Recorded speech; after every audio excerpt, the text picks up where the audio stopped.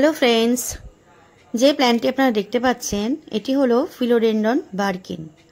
तो ये philodendron Barkin एकटी रेयार गर्जास खूब जनप्रिय एक हाउस प्लांट। एर पातागुलो सबुज थेके शुरू हये যতই পাতাগুলো বড় হতে থাকে ততই ভ্যারিগেশন ডেভেলপ করতে থাকে। অন্যান্য হাউস প্ল্যান্টগুলির থেকে অনেক আলাদা এবং আপনার বাড়িতে ক্রিয়েটিভিটি নিয়ে আসে। তো এখানে আমার ছোট পটে যে বার্কিন প্ল্যান্টটি রয়েছে সেটি অনেক বেশি গ্রোথ নিয়েছে সেরামিকের পটের বার্কিন প্ল্যান্টটির তুলনায়। তো দুটো গাছই আলাদা আলাদা মিডিয়াতে রয়েছে। তো ছোট পটের যে বার্কিন প্ল্যান্টটি রয়েছে সেই মিডিয়াতে আজ আমি এই সেরামিকের প্ল্যান্টটি রিপোর্ট করব।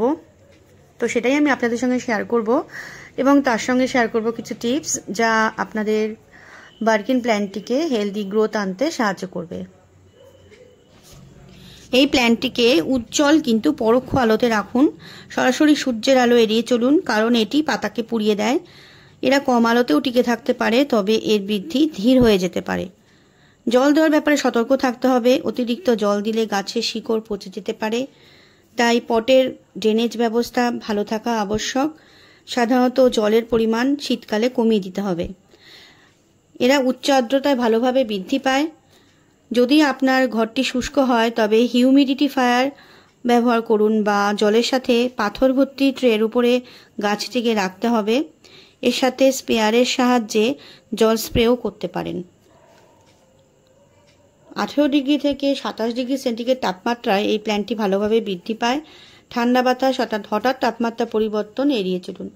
তো সেরামিকের এই প্ল্যান্টটিকে আমি এইভাবে আস্তে আস্তে করে বের করে নিলাম। এবার এখানে রয়েছে সিন্ডার, হার্মি কম্পোস্ট, নিম খোল আর রয়েছে লিফ মোল অর্থাৎ পাতা সার। তো এগুলো ভালো করে এবার মিশিয়ে নিচ্ছি। তো আমি এটাকে সিন্ডার মিডিয়াতে ট্রান্সফার করছি। তো প্রথমে এভাবে মিডিয়াটাকে এইভাবে দিয়ে নিয়ে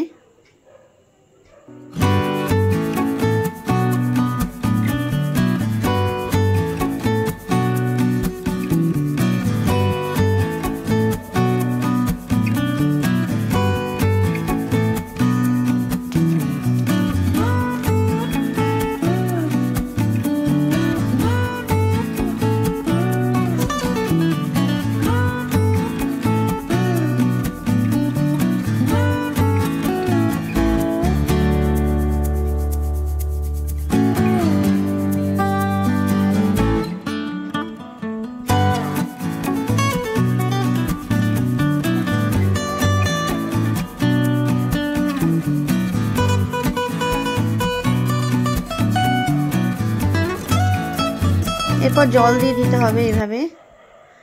এবং দেখুন কতটা ওয়েল ড্রেনেজ হয়েছে, যে জল দেওয়ার সাথে সাথে দেখুন কিভাবে জলটা বেরিয়ে যাবে।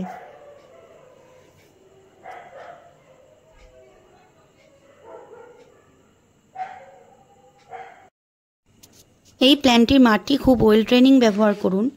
সাধারণ পটিং মাটির সাথে পারলাইট ব্যবহার করুন। সিন্ডার মিডিয়াও ব্যবহার করতে পারেন। গরমকালে মাসে একবার ব্যালেন্স জলে দ্রবণীয় কোনো ফার্টিলাইজার দিন। শীতকালে সার দেওয়ার পরিমাণ কমিয়ে দিন। হলুদ বা ক্ষতিগ্রস্ত পাতা ছেঁটে ফেলুন যাতে গাছটি সুস্থ থাকে এবং নতুন নতুন গ্রোথ হয়। প্রতি 1 থেকে 2 বছরে বা যখন গাছটির রুট বাউন্ড হয়ে যায় বা গাছটি পাত্রের থেকে বড় হয়ে যাবে তখন প্ল্যান্টটিকে রিপোর্ট করুন। গাছটির ওপর নজর রাখুন যাতে স্পাইডার মাইট, মিলিবাগ, এফিড আক্রমণ করতে না পারে। আর যদিও আক্রান্ত হয়ে থাকে গাছটি, তবে নিম অয়েল বা অন্য যে কোনো পেস্টিসাইড ব্যবহার করতে পারেন। এই টিপসগুলো মেনে চললেই আপনার ফিলোডেন্ড্রন বার্কিন প্ল্যান্টটি সুন্দরভাবে বৃদ্ধি পাবে। তো আজ এই পর্যন্তই। ভিডিওটি ভালো লাগলে অবশ্যই লাইক, শেয়ার এবং সাবস্ক্রাইব করবেন। ধন্যবাদ।